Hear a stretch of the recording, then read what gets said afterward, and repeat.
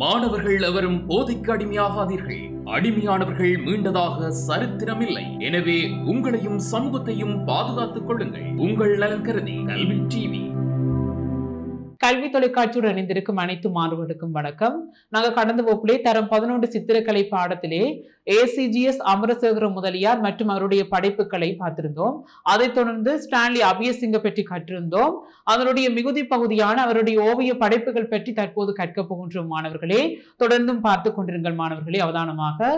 மாணவர்களே, இதிலே நாங்கள் ஏற்கனவே கூறியிருக்கின்றேன் அவருடைய ஓவியங்களான ஊர்வலம் மற்றும் மட்பாண்ட கூடம் ஓவியம். அந்த மட்பாண்ட கூடம் ஓவியம் பற்றி ஏலவே நாங்கள் கடந்த வகுப்பிலே பார்த்திருக்கின்றோம்.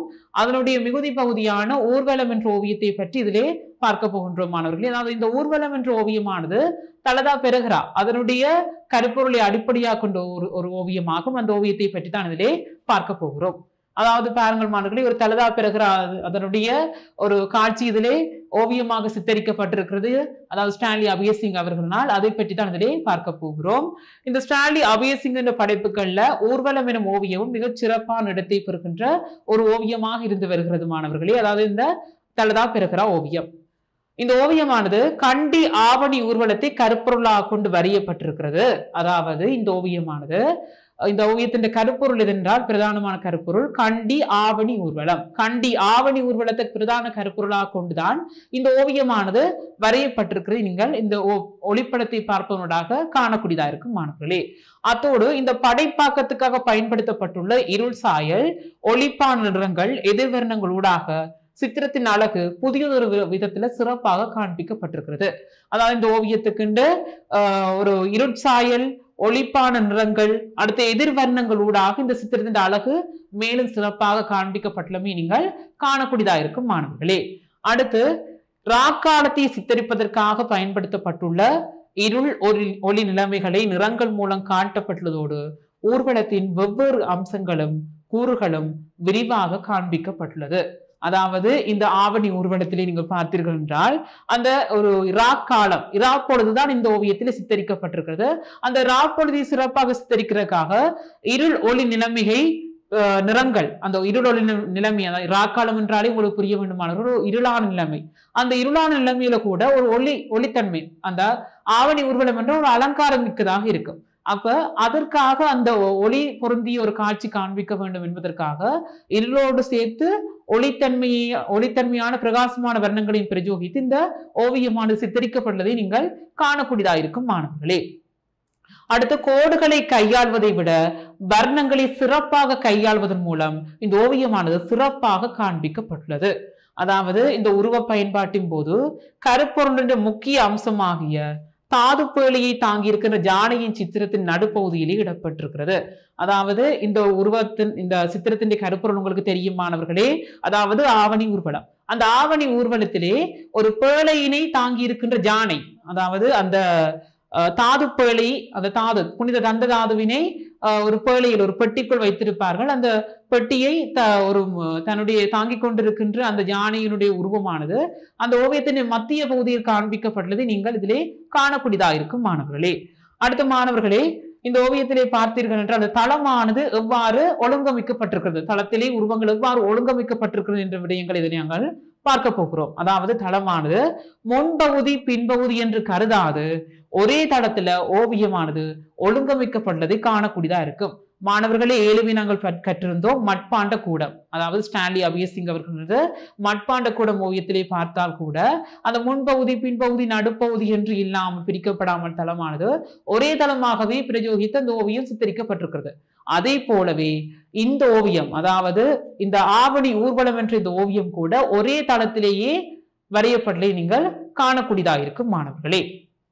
அடுத்த வர்ணம் தீட்டு நுட்பமுறைக்கேற்ப முன்பகுதி, நடுப்பகுதி, பின்பகுதி ஆகியவற்றை நன்கு ஒழுங்கமைத்து இடப்படுவதன் மூலம் சித்திரத்தின் ஆழத்தை காட்டுவதில் கலைஞர் ஸ்டான்லி அபியசிங் அவர்கள் வெற்றி அடைந்திருக்கிறார். அதாவது அந்த உருவங்களை சித்தரிக்கிறதுக்கு தளத்தை ஒரே தளமாக பிரயோகித்திருந்தாலும் அந்த நிறத்தை, அதாவது வர்ணத்தை ஒழுங்கமைப்பதற்காக முன்பகுதி, நடுப்பகுதி, பின்பகுதி ஆகியவற்றை நன்கு ஒழுங்கமைத்து இடப்படுத்துவதன் மூலம் சித்திரத்தின் ஆழத்தை சிறப்பாக காண்பித்திருக்கின்றவை நீங்கள் இந்த ஓவியத்தினூடாக அவதானிக்கக்கூடியதாக இருக்கும் மாணவர்களே. அடுத்த மாணவர்களே, இந்த படைப்புக்காக அவர் எவ்வாறான பண்புகளை வெளிக்காட்டியிருக்கின்றார் போன்ற விடயங்கள் இதை நாங்கள் இனி தொடர்ந்து பார்க்கக்கூடியதாக இருக்கும். அதாவது இந்த படைப்புக்காக கனவடிவ கலையின் பின்னணி வெளிப்பண்புகள் வெளிப்படுத்தப்பட்டிருக்கிறது. கனவடிவவாத கலைப்பாணி, அதாவது அதுக்கு முன்னோடி யார் என்று உங்களுக்கு ஏற்கனவே தெரியும், பிக்காசோ. அவரை நாங்கள் இதிலே கற்கவில்லை, இனிதான் கற்க போகின்றோம். எனினும் அவருடைய ஒரு அறிமுகத்தை இதிலே கூறுகின்றேன். அதாவது கனவடிவவாத பாணியின் முன்னோடி கலைஞர் பிக்காசோ. அந்த பிக்காசோவின் கனவடிவவாத கலைப்பாணியையும் இவருடைய ஓவியங்களிலே காணக்கூடியதா இருக்கும் என்று கூறப்படுகிறது. அதாவது அத்தோடு பாணி சார்ந்த வடிவங்கள், பின் மெனப்பதிவுவாத மற்றும் வெளிப்பாட்டுவாத பண்புகளை பின்பற்றி இந்த ஓவியக்கலை என்ற வர்ண பயன்பாட்டினையும் செல்வாக்கினையும் இந்த படைப்பாக்கத்திலே காணக்கூடியதாக இருக்கும் மாணவர்களே. அதாவது இந்த ஆவணி ஊர்வலம் என்ற ஓவியத்திலே பின் மெனப்பதிவாத பண்பு, வெளிப்பாட்டுவாத பண்பு ஆகிய பண்புகளை பின்பற்றி அந்த வர்ண பயன்பாட்டோட இந்த ஓவியமானது சிறப்பாக கருப்பொருள் வெளிக்காட்டப்பட்டுள்ளமை நீங்கள் அவதானிக்கக்கூடியதாக இருக்கும் மாணவர்களே.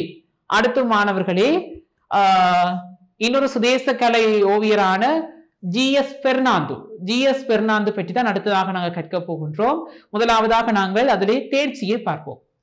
தேர்ச்சியானது எவ்வாறாக அமைகின்றது என்றால், சமய பண்பாட்டு அம்சங்கள், உள்நாட்டு வெளிநாட்டு தெரிவு செய்யப்பட்ட கலைஞர்களின் கலைப்படைப்புகள், சமகால கற்புல கலைப்படைப்புகள் மற்றும் பொதுசன தொடர்பு ஊடகங்கள் மூலம் இனங்கண்ட கலை அம்சங்களை விமர்சன ரீதியில் கிரகித்து அவற்றின் இயல்புகளை சுய படைப்பாக்கத்துக்காக பயன்படுத்துவார் என்றவாறாக தேர்ச்சி அமைகின்றது மாணவர்களே.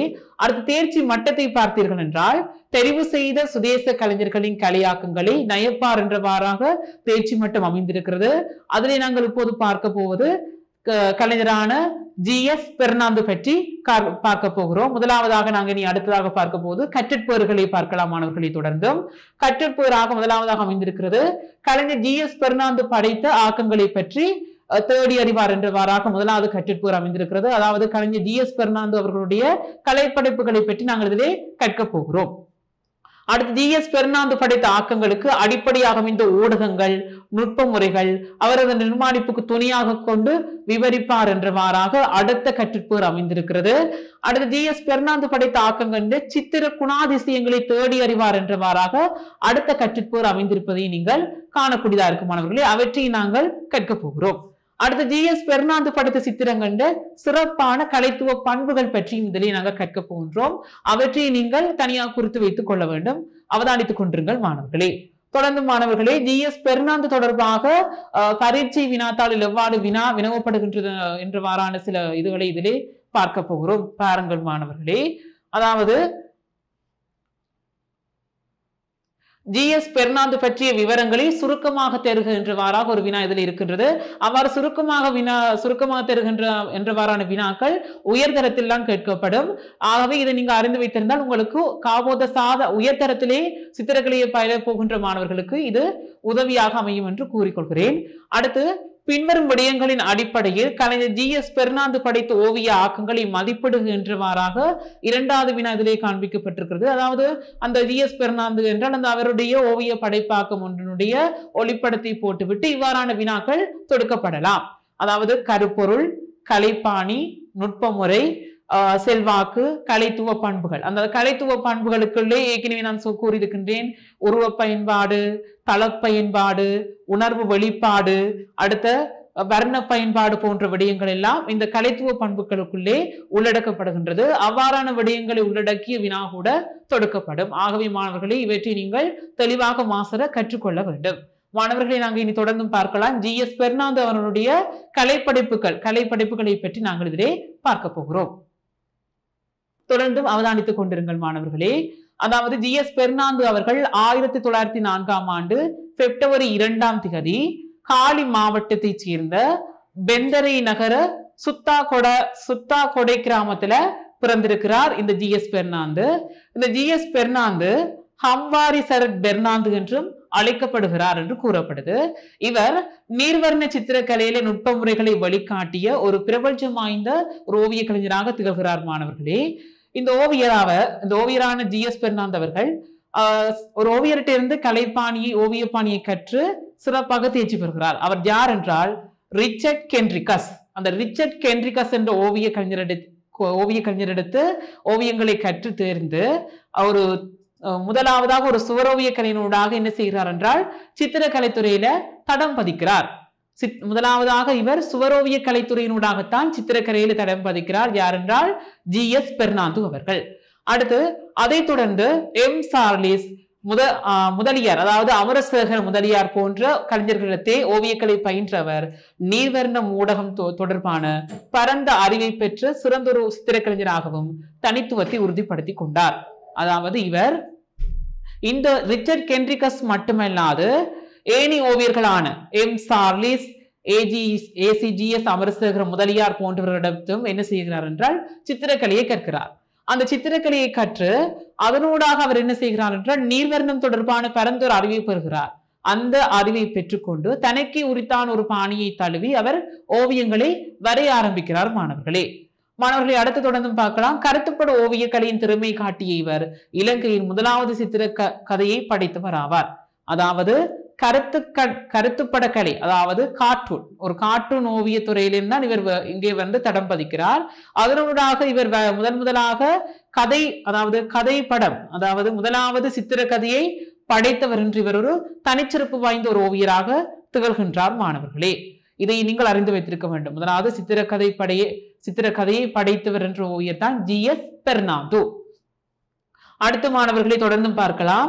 அதாவது இவருடைய இவர் எவ்வாறானவற்றை சித்தரித்திருக்கிறார், எவ்வாறானவற்றை உருவாக்கி இருக்கிறார் போன்ற விடயங்களை நாங்கள் பார்க்க போகின்றோம். அடுத்ததாக, அதாவது வணிக விளம்பர ஓவிய கலைஞர் என்ற வகையில் அவர் வணிக விளம்பர சுவரொட்டிகள், பெயர் சுட்டிகள், புத்தக அட்டைகள் போன்றவற்றையும் படைப்பதில் சிறப்பு வாய்ந்தவராக இருந்திருக்கிறார். அதாவது ஒரு வணிக விளம்பர சித்திர கலைஞர், அதாவது விளம்பரங்கள் தொடர்பான ஓவியங்களை வரைவதில் ஒரு தேர்ச்சி மிக்க ஒரு சித்திரக்கலைஞராக GS பெர்னாந்து இருந்து வந்திருக்கிறார்.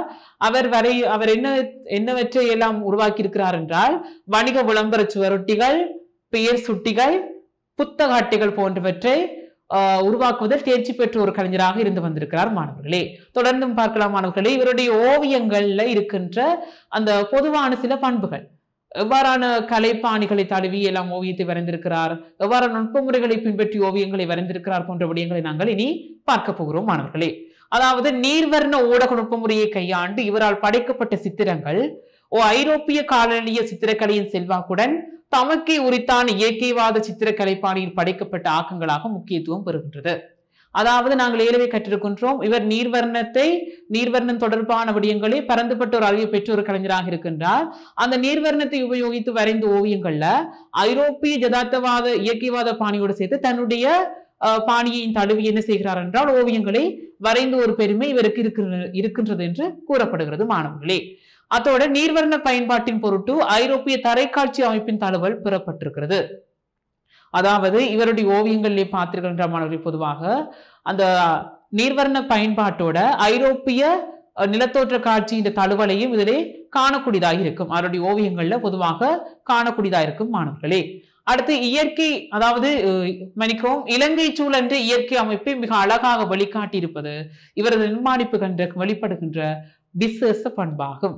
அதாவது ஐரோப்பிய நிலத்தோற்ற காட்சியை காண்பித்திருந்தாலும் அவருடைய ஓவியங்கள்ல இலங்கை சூழல் இயற்கை தன்மை அமைப்பையும் என்ன செய்திருக்கின்றார் என்றால் இவருடைய ஓவியங்கள்ல அழகாக சிறப்பாக காண்பித்திருக்கின்ற மீனிங்கள் அவருடைய ஓவியங்களோடாக நீங்கள் அவதானித்துக் கொள்ளக்கூடியதா இருக்கும். மாணவர்களே, அடுத்த மாணவர்களே, இவருடைய மிகச்சிறந்த ஓவியங்கள் பற்றி இதிலே நாங்கள் அடுத்து பார்க்க போகிறோம். அதாவது கலைஞர் GS பெர்னாந்து படைத்த சித்திராக்கங்கள்ல பின்வரும் நீர்வர்ண ஊடக சித்திரங்கள் மிக சிறப்பானதாக இருக்கின்றது. அதாவது ஓட்டுச்சூளை மற்றும் கடலாதனிய, அதாவது இவர் எவ்வளவு ஓவியங்கள் வரைந்திருந்தாலும் அந்த ஓட்டுச்சூளை, கடலாதனி என்று 2 நீர்வர்ண ஓவியங்கள் ஒரு தனிச்சிறப்பு வாய்ந்த ஓவியங்களாக கொள்ளப்படுகிறது. இதே பற்றிய விடயங்களை நாங்கள் இதிலே கற்கக்கூடியதாக இருக்கும். தெளிவாக அவதானித்துக் கொண்டிருங்கள் மாணவர்களே. நான் கூறுகின்ற விடயங்கள் அனைத்தையும் நீங்கள் ஒரு குறிப்பேடுகளில் குறித்துக் கொள்ளுங்கள். அடுத்து, கலைஞர் GS பெர்னாந்து படைத்த நீர்வர்ண ஊடக சித்திர ஆக்கங்களின் பாணி, சித்திர அடிப்படைகள், சித்திர முறையில் ஆகியவற்றை பின்வருமாறு நாம் கண்டு கொள்ளலாம். அதாவது இவருடைய ஓவியங்கள்ல இருக்கின்ற அந்த நீர்வர்ண ஊடக சித்திரங்கின்ற பாணி, அடுத்து அந்த சித்திரத்துக்கு அடிப்படையான விடயங்கள், அடுத்த சித்திரிப்பு முறைகள் பற்றி பின்வருமாறு நாங்கள் இனம் கண்டு கொள்ளக்கூடியதா இருக்கும். அந்த விடயங்களை தான் இனி நான் உங்களுக்கு இதிலே கூறப்போகிறேன். மாணவர்களே, அதாவது சித்திரத்தின் ஆழமும் தூர நோக்கு இயல்பும் வெளிப்படுத்தப்பட்டிருத்தல். அந்த அவருடைய ஓவியத்தில் இருக்கின்ற அந்த சித்திரத்தினுடைய ஆழமும் தூர நோக்கு இயல்பும் சிறப்பாக வெளிப்படுத்தப்பட்டிருமே நீங்கள் காணக்கூடியதா இருக்கும் மாணவர்களே. அடுத்து மனித மெய்நிலைகள் லலிதத்தையும் உணர்வு வெளிப்பாட்டையும் கொண்டிருத்தல். அதாவது இவர் வரைந்த ஓவியங்கள் இருக்கின்ற மனித உருவங்களே அந்த மெய்நிலைகள் எல்லாம் லலிதத்தன்மை, ஒரு அசைகின்ற தன்மையோட உணர்வு வெளிப்பாட்டை வெளிப்படுத்தி இருக்கின்ற மீனிங்கள் காணக்கூடியதா இருக்கும் மாணவர்களே. அடுத்து முப்பரிமாண இயல்புகளோட பிரகாசமான வர்ணங்கள் உபயோகிக்கப்பட்டிருக்கிறது. முப்பரிமாண உருவங்களோட பிரகாசமான வர்ணங்கள் இவருடைய ஓவியங்கள்ல உபயோகிக்கப்பட்டுள்ளமை நீங்கள் எல்லாம் காணக்கூடியதா இருக்கும் மாணவர்களே. அதிலே நாங்கள் முதலாவதாக பார்க்க போவது ஓட்டுச்சுவடி என்ற ஓவியம். அதாவது GS பெர்னாந்து அவர்களால் வரையப்பட்ட ஒரு மிகச்சிறந்த ஒரு ஓவியம் தான் ஓட்டுச்சுவலை. அந்த ஓட்டுச்சுவலை பற்றிய அந்த ஓவியத்தின் கலைப்பாணி, கருப்பொருள், எவ்வாறு வர்ணம் பிரயோகிக்கப்பட்டிருக்கிறது, எவ்வாறு தளம் பிரயோகிக்கப்பட்டிருக்கிறது போன்ற விடயங்களை தான் நாங்கள் இதிலே இனி கற்க போகிறோம் மாணவர்களே. வாருங்கள் மாணவர்கள், நாங்கள் தொடர்ந்து பார்க்கலாம். ஓட்டுச்சுவலை அதாவது GS பெர்னாந்து அவர்களால் வரையப்பட்ட ஒரு மிகச்சிறந்த ஓவியம் தான் ஓட்டுச்சுவலை ஓவியம். அந்த ஓட்டுச்சுவலை பற்றி பார்த்தீர்கள் என்றால் இது எங்கு காட்சிக்கு வைக்கப்பட்டது என்றால் கொழும்பு தேசிய கலாபவனத்துல காட்சிக்கு வைக்கப்பட்டது. அதாவது ACGS அமரசேகர் அவர்களுடைய ஓவியங்களை போல இதுவும் அங்குதான் காட்சிக்கு வைக்கப்பட்டிருக்கிறது. கொழும்பு தேசிய கலாபவனத்துல நிரந்தரமான காட்சிக்கு வைக்கப்பட்ட இந்த ஓவியம் எந்த பாணியை பின்பற்றி வரையப்பட்டிருக்கிறது என்றால் ஐரோப்பிய இயற்கைவாத பாணியை பின்பற்றி இந்த ஓவியமானது வரையப்பட்டிருப்பதை நீங்கள் காணக்கூடியதா இருக்கும். அடுத்து கடதாசியில நீர்வண்ணத்தால் தீட்டப்பட்ட ஒரு கலைப்படைப்பாகும். அதாவது இந்த ஓவியமானது கடதாசியில நீர்வண்ணத்தை ஊடகமாக கொண்டு இந்த ஓவியமானது தீட்டப்பட்டிருக்கிறது மாணவர்களே. ஓவியத்திலே காட்டப்பட்டுள்ள ஓட்டுச்சூளையையும் சூழ உள்ள பிரதேசத்தையும் சித்தரிப்பதற்காக பிரகாசமான வர்ணங்கள், முப்பரிமாண இயல்பில் நீர்வர்ண தடங்கள் எல்லாம் முறையாக உயர்வான வெளிப்பாட்டு தன்மையோடு பயன்படுத்தப்பட்டிருப்பதை நீங்கள் காணக்கூடியதாக இருக்கும் மாணவர்களே. அதாவது இந்த ஓவியத்திலே நீங்கள் பார்த்தீர்கள் என்றால் அந்த ஓட்டுச்சூளை பாருங்கள் மாணவர்கள், இதிலே அந்த ஓட்டுச்சூளையும் அதை சூழ உள்ள சூழல் தொகுதிகளும் சூழ உள்ள பிரதேசத்தையும் சித்தரிக்கிறதுக்காக பிரகாசமான வர்ணங்கள், முப்பரிமாண இயல்பிலான நீர்வர்ண தடங்கள் எல்லாம் சிறப்பான உயர்வான வெளிப்பாட்டு தன்மையோட காண்பித்திருக்கின்ற மீனிங்கள் அவதானிக்கக்கூடியதாக இருக்கும் மாணவர்களே. மாணவர்களே தொடர்ந்தும் பார்க்கலாம் மாணவர்களே. அந்த தளத்திலே அந்த உருவங்களை சித்தரிப்பதற்காக எவ்வாறு தள பிரயோகம் எவ்வாறு மேற்கொள்ளப்பட்டிருக்கிறது என்பதை நாங்கள் இதிலே இனி தொடர்ந்தும் பார்க்க போகிறோம். அதாவது முன்னணி, இடையணி, பின்னணி, அதாவது முன்பகுதி, பின்பகுதி, நடுப்பகுதி என்ற மாறாக அந்த மூன்று பகுதிகளிலையும் உருவங்களை தாவிப்பதன் மூலம் சித்திரத்தின் ஆழம், தூர நோக்கு இயல்பெல்லாம் சிறப்பாக சித்தரிக்கப்பட்டுள்ளமை நீங்க காணக்கூடியதா இருக்கும். அதாவது அந்த ஏனைய கலைஞர்கள் போல் அல்லாத, அதாவது ஸ்டான்லி அபியசிங்க எல்லாம் எவ்வாறு வரைந்திருந்தார் நான் கூறியிருக்கின்றேன். அதாவது முன்பகுதி, பின்பகுதி, நடுப்பகுதி என்றவாறாக ஒரே தளத்திலே ஒரே பகுதியாக கொண்டு ஒரே தள பகுதியாக கொண்டு உருவங்களை சித்தரித்திருந்தார். அதை போல் அல்லாது GS பெர்னாந்து என்ன செய்திருக்கின்றார் என்றால் முன்னணி, பின்னணி, இடையணி என்றவாறாக பிரித்து தளத்தை பிரித்து அதனூடாக ஓவியங்களை சித்தரித்திருக்கின்றார் என்று இதிலே கூறப்படுகிறது மாணவர்களே. அடுத்து இந்த படைப்பு மீது இயற்கைவாத பாணிகின்ற பண்புகளும் ஐரோப்பிய நிலத்தோற்ற ஓவியங்கள பண்புகளும் செல்வாக்கு செலுத்தி இருப்பதை காணக்கூடியதா இருக்கும். அதாவது இந்த ஓவியத்தை பார்த்தாலே உங்களுக்கு புரியும் மாணவர்களே. அதாவது இயற்கைவாத பாணி பண்பு, ஐரோப்பியவாத பண்பு, அதாவது ஐரோப்பிய நிலத்தோற்ற காட்சி, அடுத்து இலங்கை சூழன்ற காட்சி எல்லாம் ஒட்டுமொத்தமாக சிறப்பாக இதிலே சித்தரிக்கப்பட்டுள்ளமை நீங்கள் காணக்கூடியதா இருக்கும் மாணவர்களே. மாணவர்கள் நாங்கள் இனி தொடர்ந்தும் பார்க்கலாம். இதிலே அடுத்ததாக இவருடைய GS பெர்னாந்து அவர்களுடைய அடுத்த ஒரு படைப்பாக்கம் தான் கடலாதெரிய விஜய உட்பாய என்ற ஓவியம். இந்த ஓவியமானது ஒரு விகாரையினை சித்தரிக்கின்ற ஒரு ஓவியமாக இருக்கின்றது. அந்த ஓவியத்தை பற்றி தான் நாங்கள் இனி தெளிவாக இதிலே பார்க்க போகிறோம் மாணவர்களே. குறித்து வைத்துக் கொள்ளுங்கள், அவதானமாக இருங்கள் மாணவர்களே. மாணவர்களே, இந்த ஓவியமானது இதுவும் கொழும்பு தேசிய கலாபவனத்திலே நிரந்தர காட்சிக்காக வைக்கப்பட்டது என்று கூறப்படுது மாணவர்களே. தற்போது கூட இதனை நீங்கள் அந்த தேசிய கலாபவனத்தில் காணக்கூடியதா இருக்கும் மாணவர்களே.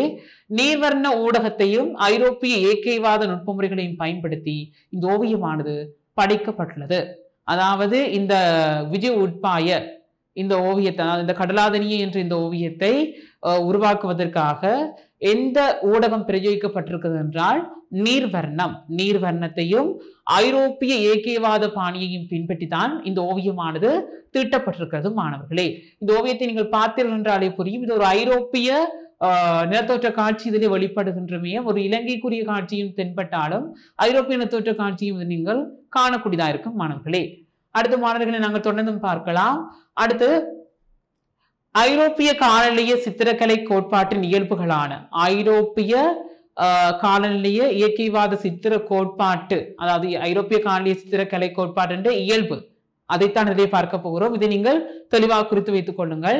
அந்த ஐரோப்பிய காலநிலைய சித்திரக்கலை கோட்பாட்டு தனித்துவமான பண்பு, அதாவது என்ன பண்பு என்றால் ஆழத்தை காட்டும் தூரநோக்கு இயல்புகள், ஆழத்தை காட்டும் தூரநோக்கு இயல்புகள், முப்பரிமாண இயல்புகள் போன்றவை சிறப்பாக இந்த ஓவியத்திலே பயன்படுத்தப்பட்டிருக்கின்றமை ஒரு இயல்பாகும். சரியா மாணவர்களே?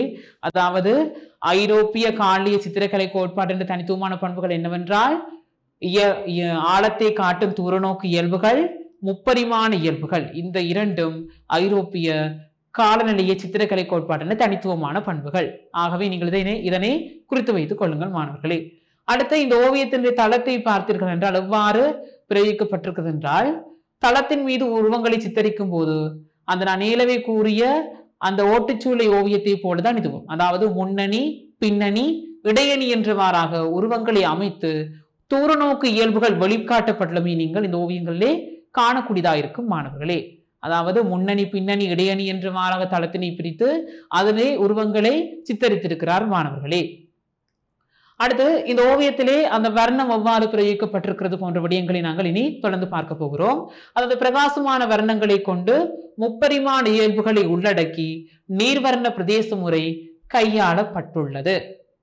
அதாவது மாணவர்களே, இந்த ஓவியத்திலே பார்த்தீர்கள் என்றால் பிரகாசமான வர்ணங்கள் அதிகமாக உபயோகிக்கப்பட்டிருக்கிறது. ஏனென்றால் அது ஒரு சூழல், ஒரு வெளிச்சூழல் பகுதி தான் இதிலே காண்பிக்கப்பட்டிருக்கிறது. அதாவது கடலாதனிய விகாரை, கடலாதனிய விகாரையும் அதை சூழ உள்ள பகுதிகளும் தான் இந்த ஓவியமாக காண்பிக்கப்பட்டுள்ளது. ஆகவே இது ஒரு பிரகாசமான வர்ணம் தான் இதிலே பிரயோகிக்கப்பட்டிருக்கும் என உங்களுக்கு நீங்கள் ஏலவே அறிந்த விடயம்.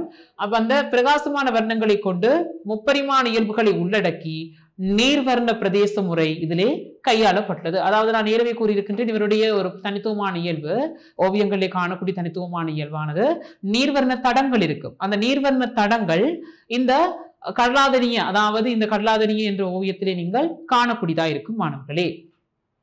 இந்த படைப்பின் மீது இயற்கைவாத பண்புகளும் ஐரோப்பிய நிலத்தோற்று ஓவியங்களின் செல்வாக்கும் அதிகளவாக வென்றி நிற்பதை காணக்கூடியதாக இருக்கும் மாணவர்களே.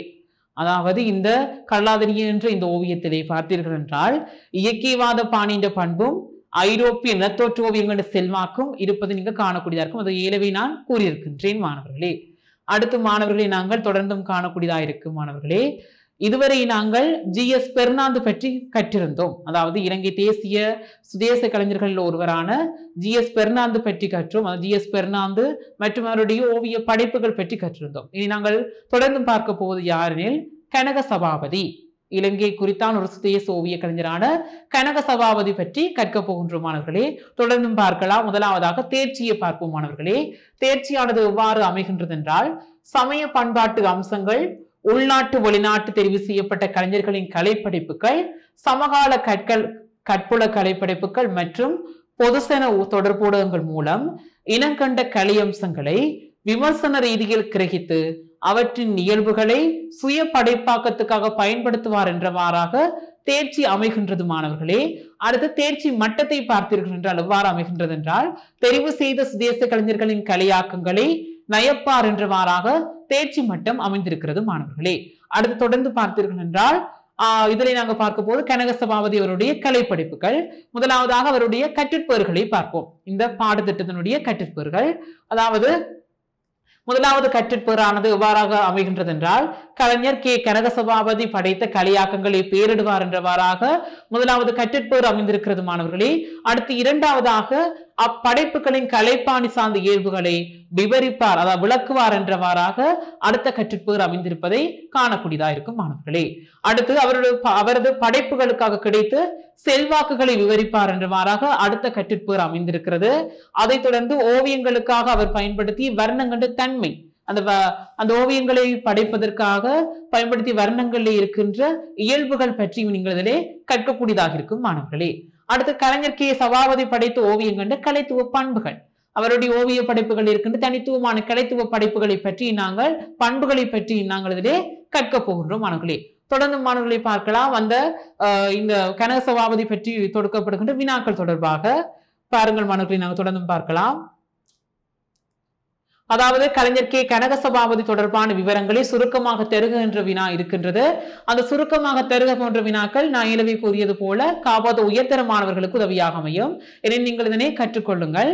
அடுத்து கலைஞர் கே கனக சபாபதி படைத்த பிரபல்யம் வாய்ந்த ஓவிய ஆக்கங்களை பேரிடுக என்றவாறான வினா அடுத்ததாக இருக்கின்றது. ஆகவே நீங்க மாணவர்களே கனக சபாபதி அவர்களுடைய ஓவிய படைப்பாக்கங்கள் அவருடைய ஓவியங்களை பற்றி அவர்கள் அதனுடைய பெயர்களை நீங்கள் தெளிவாக ஞாபகத்தில் வைத்துக் கொள்ள வேண்டும். நான் கூறப்போவற்றை நீங்கள் குறித்து வைத்துக் கொள்ளுங்கள். அடுத்து பின்வரும் விடயங்களின் கீழ் கலைஞர் கே கனக சபாபதி படைத்த கலையாக்கங்களை மதிப்பீடு செய்கின்றவாறாக அடுத்தது இருக்கின்றது. அதாவது கலைப்பாணி, கருப்பொருள், செல்வாக்கு, நுட்பமுறை, கலைத்துவ பண்புகள். அதாவது அந்த ஓவியத்தில் இருக்கின்ற அவருடைய ஒரு ஓவியம் என்றால் அந்த ஓவியத்துடைய ஒளிப்படுத்தி போட்டுவிட்டு இவ்வாறான வினாக்கள் தொடுக்கப்படும். நான் ஏலவே ஏனைய பாடங்கள் படைப்பாக்கங்களின் போது கூட உங்களுக்கு கூறியிருக்கின்றேன் மாணவர்களே. அதாவது கலைத்துவ பண்புகள் என்றால் அதிலே உள்ளடங்குவது உருவ பயன்பாடு, பாவ உணர்வு வெளிப்பாடு, தள பயன்பாடு, வர்ண பயன்பாடு, அடுத்து உணர்வு வெளிப்பாடு என்றவாறாக பாவ உணர்வு வெளிப்பாடு அனைத்தும் ஒன்றுதான். இவ்வாறான விடயங்கள் அதிலே உள்ளடங்கும் மாணவர்களே. ஆகவே நான் கூறுவனவற்றை தெளிவாக குறிப்பேட்டில் குறித்துக் கொள்ளுங்கள். அடுத்த மாணவர்களே நாங்கள் கனக சபாபதி பற்றி விரிவாக அவருடைய ஓவியங்களை பற்றியும் அவரை பற்றி நாங்கள் இதிலே தொடர்ந்தும் கற்க போகிறோம். முதலாவதாக கனக சபாபதி இவர் 1915 தொடக்கம் 1995 வரையான காலப்பகுதியில வாழ்ந்து ஒரு புகழ் பூத்த ஒரு கலைஞராக இருக்கின்றார். இவர் 20ஆம் நூற்றாண்டின் நடுப்பகுதியைச் சேர்ந்த காலகட்டத்தில இலங்கையின் நவீன சித்திரக்கலைத்துறையில முன்னோடியாக செயற்பட்ட ஒரு ஓவிய கலைஞராக இருக்கின்றார். அதாவது 20ஆம் நூற்றாண்டின் நடுப்பகுதியைச் சேர்ந்த இலங்கையின் நவீன சித்திரக்கலை துறையில முன்னோடியாக செயற்பட்ட ஒரு ஓவிய கலைஞராக இருக்கின்றார். யாரெனில் கனக சபாபதி அவர்கள். மாணவர்களே இவர் 1915ஆம் ஆண்டுல யாழ்ப்பாணம் உரும்புராய் கிராமத்துல பிறந்த ஒரு கலைஞராக இருக்கின்றார். முதலில் பலாலி ஆசிரியர் கல்லூரியில சித்திரக்கலை சார்பான ஒரு துறை சார்ந்த கற்க கற்கிறார். அதை தொடர்ந்து இவர் பலாலி ஆசிரியர் கல்லூரியில சித்திரக்கலை விரிவுரையாளராகவும் கடமையாற்றியிருக்கிறார் மாணவர்களே. அடுத்து அவர் சித்திரக்கலை துறையில மேலும் ஈடுபடுவதற்காக பிற்கால பகுதியில யாழ்ப்பாணத்தில் இயங்கிய பின்சர் சித்திரக்கலை கழகத்தில் என்ன செய்கிறார் என்றால் இணைந்து செயற்பட தொடங்குகிறார். அதாவது யாழ்ப்பாணத்தில் இருக்கின்ற பின்சர் சித்திரக்கலை கழகத்துல பிற்காலத்தில் இணைந்து செயற்பட தொடங்குகிறார் மாணவர்களே. மீண்டும் மேலதிகமாக தன்னுடைய கல்வியின் பொருட்டு கொழும்பு தொழில்நுட்ப கல்லூரியில சித்திரக்கலையை கற்க ஆரம்பிக்கின்றார். அதாவது மேலதிகமாக தன்னுடைய சித்திரக்கலையை கற்கிறதுக்காக கொழும்பு தொழில்நுட்ப கல்லூரியில இணைந்து கொள்கிறார் மாணவர்களே. அடுத்து அவருடைய ஆரம்ப கால சித்திரக்கலை படைப்புகள் தொடர்பான விடயங்களை நாங்கள் இதில் இனி பார்க்க போகிறோம் மாணவர்களே. அதாவது இவருடைய ஆரம்ப கால சித்திரங்கள்ல ஐரோப்பிய அகாடமிக் சித்திரக்கலை என்ற யதார்த்தவாத கலை கண்ட செல்வாக்கை காணக்கூடியதாக இருக்கும் மாணவர்களே. அத்தோட அவரது பிற்கால படைப்புகள்ல கனவடிவவாத கலைப்பாணி பின்பற்றி இவர் ஓவியங்களை வரைந்துள்ளமையை நீங்கள் காணக்கூடியதா இருக்கும். ஆரம்ப கால ஓவிய படைப்புகள் எவ்வாறா வேறு வகையான ஒரு கலைப்பாணியும் அடுத்து பிற்கால பகுதியில வேறு வகையான கலைப்பாணியை பின்பற்றி இவர் ஓவியங்களை வரைந்திருக்கிறார் மாணவர்களே. முதலாவதாக ஆரம்ப கால கலைப்பாணியாக என்ன இருந்திருக்கிறார் என்றால் ஐரோப்பிய அகாடமிக் கலை சித்திரக்கலை கோட்பாடும் பிற்காலத்துல கனவடிவவாத முறையிலையும் சித்திரங்களை ஓவியங்களை வரைந்திருக்கிறார் மாணவர்களே. அடுத்து தொடர்ந்தும் பார்க்கலாம். அதாவது கனவடிவவாத கலைத்துவ பண்புகளை கொண்ட தனக்கே உரித்தான ஒரு பாணியை பின்பற்றி அவர் உருவாக்கின ஓவியங்கள் அவருடைய 43 கண்காட்சிகளில் பங்கு பெற்றிய ஒரு சித்திரக்கலைஞராக இருக்கின்றார் மாணவர்களே. அதாவது இவருடைய ஓவியங்கள் பொதுவாக கனவடிவவாத பண்புகளை நீங்கள் காணக்கூடியதா இருக்கும் என்பது இதனூடாக நீங்கள் அறிந்து கொள்ளக்கூடியதா இருக்கும் மாணவர்களே. அடுத்த மாணவர்களே இவர் 1995 இறக்கிறார். அதன் பிறகு கனக சபாபதியின் வாசிக்கும் பிள்ளை, சேவற்சண்டை, அடுத்து ஓய்வெடுத்தல், நிலத்தோற்றம் போன்ற சித்திரங்கள் சிறந்த கலைப்படைப்புகளாக மதிக்கப்படுகிறது. அதாவது ஒரு கலைஞன் இறந்தாலும் அவருடைய படைப்புகள் எக்காலத்திலும் பேசப்படும். அதை போல இவருடைய இந்த ஓவியங்கள் கூட பலராலும் தற்போது கூட பேசப்பட்டு வருகின்றது என நாங்கள் இதனூடாக அறிந்து கொள்ளக்கூடியதா இருக்கும் மாணவர்களே. அதாவது வாசிக்கும் பிள்ளை, சேவற்சண்டை, ஓய்வெடுத்தல், நிலத்தோற்றம் போன்ற ஓவியங்கள் இதிலே கூறப்பட்டிருக்கிறது. இதிலே நாங்கள் பார்க்க போவது வாசிக்கும் பிள்ளை, சேவற்சண்டை போன்ற ஓவியங்கள் பற்றி இதிலே நாங்கள் கற்க போகிறோம். முதலாவதாக நாங்கள் கற்க போவது வாசிக்கும் பிள்ளை மாணவர்களே. நாங்கள் அடுத்து பார்க்க போவது வாசிக்கும் பிள்ளை. அதாவது வாசிக்கும் பிள்ளையானது கனக சபாபதியினால் படைக்கப்பட்ட இந்த ஓவியமானது கன்வஸ் துணி மீது எண்ணெய் வர்ணத்தை உபயோகித்து வரையப்பட்டிருக்கிறது. அதாவது ACGS அமரசேகர் அவர்களை போல இவரும் எண்ணெய் வர்ணத்தை ஊடகமாக கொண்டு கன்வஸ் துணி மீது வரைந்திருக்கிறார்.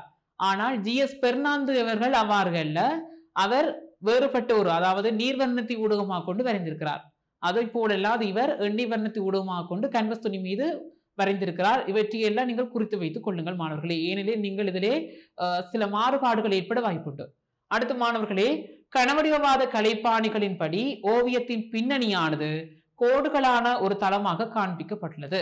அதாவது இந்த ஓவியத்தை பார்த்தீர்கள் என்றால் உங்களுக்கு தெளிவாக புரியும் மாணவர்களே. இந்த வாசிக்கும் பிள்ளை ஓவியமானது அந்த ஓவியத்திலே கனவடிவவாத பண்புகளின்படி பின்னணியானது கோடுகளான ஒரு தளமாக காட்டப்பட்டுள்ளமை நீங்கள் இதிலே காணக்கூடியதாக இருக்கும் மாணவர்களே.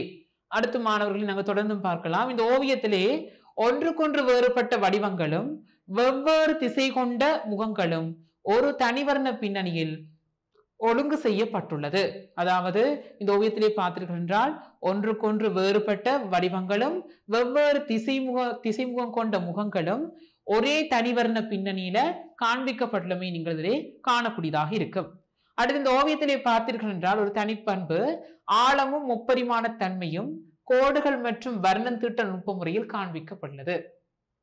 அதாவது இந்த ஓவியத்தில் நீங்க பார்த்தீர்கள் என்றால் அந்த சித்திரக்கலை கோட்பாட்டின்படி ஆழமும் முப்பரிமாண தன்மையும் எதனை அடிப்படையாக கொண்டு காண்பிக்கப்பட்டுள்ளது என்றால் கோடுகள் மற்றும் வர்ணம் தீட்டல். இந்த கோடுகள் மற்றும் வர்ணம் தீட்டலினூடாக இந்த ஓவியத்தினுடைய ஆழம் முப்பரிமாண தன்மையும் சிறப்பாக காண்பிக்கப்பட்டுள்ளமை நீங்கள் இதிலே அவதானிக்கக்கூடியதாக இருக்கும் மாணவர்களே. அடுத்து நீங்கள் இதிலே பார்க்கக்கூடியது என்னவென்றால் பிரதானமாக ஒரு ஓவியத்தின் இதுல பிரதான உருவை விட பின்னணியானது கனவு வடிவாக கலை செல்வாக்கோட துண்டுகளாக்கப்பட்டுள்ளது. அதாவது இதிலே பிரதான உருவு என்னவென்றால் வாசிக்கும் பிள்ளை. அந்த வாசிக்கும் பிள்ளை என்று இந்த பிரதான உருவை தவிர்த்து அந்த ஏனைய பின்னணி உருவங்கள்லாம் கனவடிவவாத பண்புகளோட துண்டுகளாக்கப்பட்டுள்ளது என்று இதிலே சொல்லப்படுகிறது மாணவர்களே. ஆகவே இதை நீங்கள் அவதானிக்க வேண்டும். ஒரு படத்தை பார்த்தால் அந்த பிரதான உருவை பார்ப்பதோடு மட்டுமல்லாது ஏனைய பகுதிகளை நீங்கள் காண வேண்டும் மாணவர்களே. அடுத்து இந்த ஓவியத்திலே காட்டப்பட்டுள்ள பிள்ளை பெரும்பாலும் பாணி சார்ந்த வடிவங்களை கொண்டு காட்டப்பட்டுள்ளது. அதாவது இந்த ஓவியத்திலே காண்பிக்கப்பட்டுள்ள அந்த வாசிக்கும் பிள்ளையானது பெரும்பாலும் பாணி சார்ந்த வடிவங்களை பின்பற்றி காண்பிக்கப்பட்டுள்ளமை நீங்கள் இதிலே அவதானிக்கக்கூடியதாக இருக்கும் மாணவர்களே. அடுத்து இந்த ஓவியத்திலே பார்த்தீர்கள் என்றால் அந்த வர்ண பயன்பாடு பச்சை நிறம் தான் பெரும்பாலுமாக பயன்படுத்தப்பட்டிருக்கிறதை நீங்கள் இதிலே காணக்கூடியதா இருக்கும். அதாவது பாருங்கள் மாணவர்கள், இதிலே பச்சை வர்ணங்கள் தான் அதிகமாக இந்த ஓவியத்திலே பெருமளவில் உபயோகிக்கப்பட்டுள்ளதை நீங்கள் இதிலே காணக்கூடியதாக இருக்கும். அடுத்து இந்த பச்சை நிற பேதங்களுடன் கபில நிறமும் பயன்படுத்தப்பட்டிருக்கிறது. அந்த பச்சை நிறத்தோடு சேர்த்து கபில வர்ணமும் அதிகமாக உபயோகிக்கப்பட்டுள்ளமை நீங்கள் இதிலே தெளிவாக அவதானிக்கக்கூடியதாக இருக்கும் மாணவர்களே. அடுத்து தடிப்பான ஆழமான கோடுகளும் நிறங்களும் தளமும் சிறப்பாக பயன்படுத்தப்பட்டதோடு அதன் மூலம் கருப்பொருளை மேலும் முனைப்பாக வெளிக்காட்ட கலைஞர் முற்பட்டிருக்கிறார். அதாவது இந்த ஓவியத்திலே ஒரு தனித்துவமான பண்பு என்னவென்றால் அந்த தடிப்பான ஆழமான கோடுகளோட நிறங்கள் தளமெல்லாம் சிறப்பாக பிரயோகிக்கப்பட்டு அந்த கருப்பொருளானது மேலும் முனைப்பாக காண்பிக்கப்பட்டுள்ளமை நீங்கள் இதிலே அவதானிக்கக்கூடியதாக இருக்கும் மாணவர்களே. அடுத்த மாணவர்களே இவருடைய சேவற்சண்டி என்ற ஓவியம் பற்றி நாங்கள் இதிலே கற்க போகிறோம். தொடர்ந்தும் பார்க்கலாம். இதிலே பாருங்கள், இதிலே தென்படுகிறது சேவற்சண்டி ஓவியம். இந்த சேவற்சண்டி ஓவியத்தை பற்றி தான் இதிலே பார்க்க போகிறோம். இது கலைஞர் கனக சபாபதி படைத்த இந்த ஓவியத்தின் கருப்பொருள் சேவற்சண்டியாகும். அதாவது சேவல் சண்டையிடுவது போன்ற ஒரு கருப்பொருளை அடிப்படையாக கொண்டுதான் இந்த சேவற்சண்டி ஓவியம். அதைத்தான் இவர் இதிலே சித்தரித்திருக்கின்றார். இதுவும் ஒரு கனவடிவவாத பண்பினை உள்ளடக்கி வரையப்பட்டுள்ளமை நீங்கள் இதிலே காணக்கூடியதாக இருக்கும் மாணவர்களே. அதாவது இந்த சித்திரமானது கன்வஸ் துணி மீது எண்ணெய் வர்ணத்தை ஊடகமாக கொண்டு அதே போலவே இதுவும் வரையப்பட்டிருக்கிறது. அதே ஊடகத்தை உபயோகித்துதான் இதுவும் வரையப்பட்டிருக்கிறது. அதாவது கன்வஸ் துணி மீது எண்ணெய் வர்ணத்தை ஊடகமாக கொண்டு இந்த ஓவியமானது தீட்டப்பட்டிருக்கிறது மாணவர்களே. அத்தோடு இது கனவடிவவாத பாணியை பின்பற்றி வரையப்பட்டுள்ளமை நீங்கள் ஏற்கனவே அறிந்த விடயம். சேவல்களை காட்டுவதற்காக இருபரிமாண தள உருவங்கள்லாம் அதிகமாக பயன்படுத்தப்பட்டிருக்கிறது.